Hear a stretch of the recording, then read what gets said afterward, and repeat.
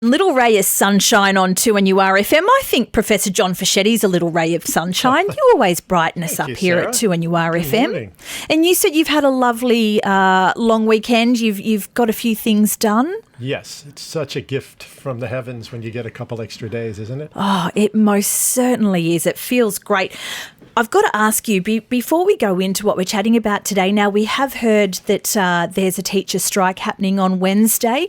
What are your thoughts on that? What are the issues that they're striking for, and what are your thoughts? Well, we've seen this coming over the last couple of years. I think if you think back all of just a few months ago, it seems like forever in COVID time, the appreciation that we need to have for our educators, the teachers and principals that are really first responders for the future of Australia. And most parents and carers would know that the work of teachers is so hard that we don't recognize it until we try to do it. And during Zoom school or whatever we were trying, we got an appreciation of how hard it is, particularly for little ones. How do you teach kindergarten? Amazing. And the older ones, how do you actually teach chemistry?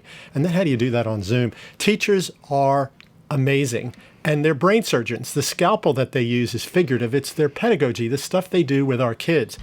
And they've been underpaid now the last several years, relatively. Last 10 years, maybe we went flat on our increases for teachers.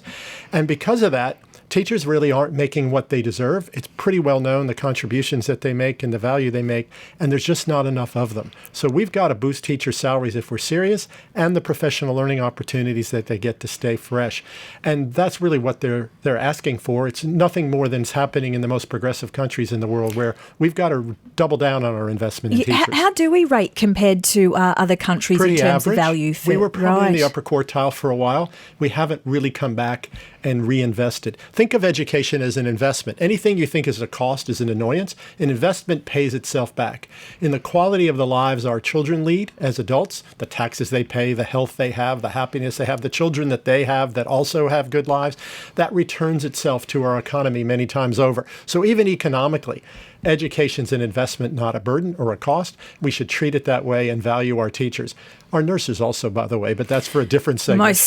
Most certainly. Now, John, look, there has been so much that's happened the last couple of years, and that kind of ties into what we're talking about today, and that is forgetting things. And there's nothing worse than when you've met someone, you've even said their name in your head a few times, and then it just disappears and you think, I don't know what their name is. Oh my gosh, Sarah, I think it's happening to everyone in the last several weeks and months.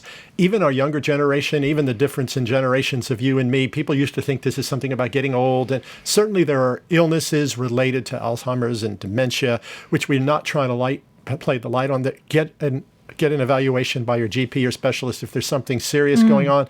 But the normal day-to-day forgetting, I'm finding from my uni students through to my PhD students to folks on the street, people are forgetting basic stuff. Why? And what's going on? And is it long COVID? Is it just the reality? And the good news is there's some research out there that said for most of us, unless you've really got a serious thing you need to be diagnosed for, we've undergone big change in the last 2 or 3 years, from the bushfires to floods and the pandemic. Enormous amount of stress has come into the brain, and the one thing our brains don't handle and cope well is stress. And that stress leads to a cognitive overload of information. If you add to that fact that 94% of Australians over 12 have access to a smartphone right now, most of us are picking up our information little bits at a time, sometimes really random. We go off on tangents. Completely. All day, little bits of trivia are taking away some of the information spots that might have been held for the name of the person that you were just talking to, you lost. There are some ways that we can overcome this. But the first is to relax on not feeling like you've done something.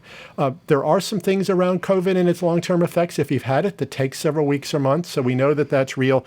But actually overcoming stress with a good night's sleep, with better exercise, with the opportunities to relax and be out in nature more, which I think over the holidays a lot of people were able to do, and they started to breathe again, just take in air.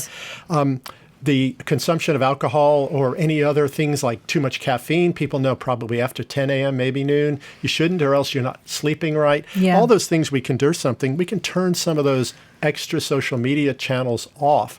But the other thing is to try to figure out how to bring joy to our lives.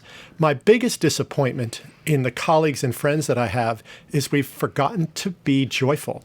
we're worried all the time. What's the news going to tell us now? When is the lockdown going to happen? Is there a new variant? Yeah. We're going to have to stop. We need to strip a lot of that back. For me, it's putting up the phone because I get in that rabbit warren and I'm reading 100 different things and nothing sticks and it's ridiculous. Well, we've got to live our lives and enjoy the precious present. And in doing that, all of a sudden the names will come back. I'm trying to think. I went and saw the movie The Northman over the weekend, by the way. It's very violent. I can't it's wait not to for see the that. kids. No. It's not for the kids. I'll go on my own. So, maybe the hubby. If Alexander he's lucky. Skarsgård's in it. Nicole Kidman's in it. Speaking but my how come right language. after that I couldn't find Skarsgård's name? Or was that Nicole?